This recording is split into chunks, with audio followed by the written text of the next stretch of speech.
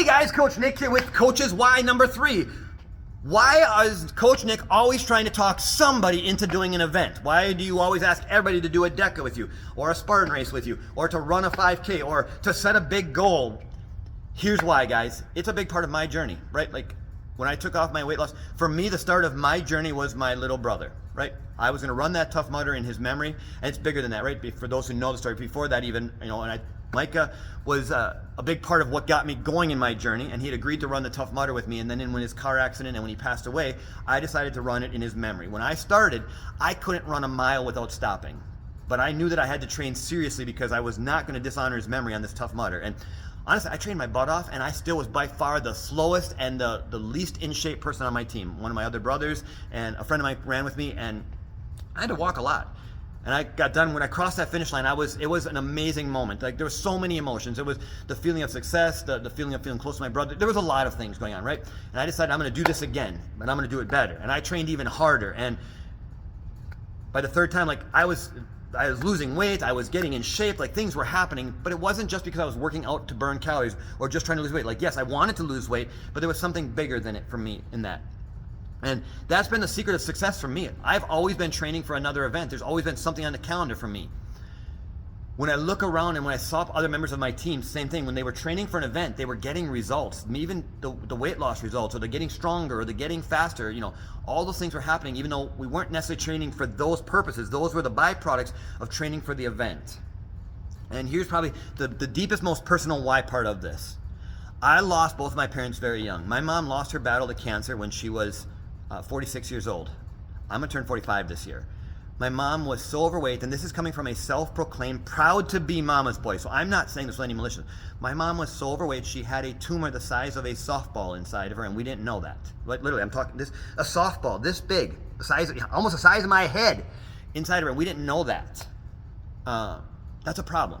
And obviously when we found out, she was already in stage 4, and after a courageous battle, we lost my mom very young. And I lost my dad at 67, right, to kidney failure and heart disease. I watched my parents be unhealthy my entire life. And the result of those unhealthy lifestyle choices, my kids will graduate high school and their grandparents won't be there. I'm going to have a baby in a few months and my parents won't be there. My mom only met one of my 6 kids. And I wonder if someone had talked my mom into doing a DECA.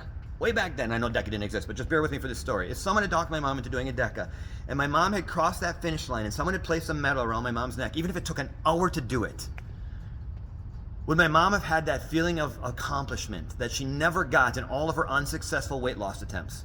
She never reached her goal. I'm going to lose 50 pounds, and she would lose 5, and then she would fall off, and she'd gain it back, and she never had that moment of success.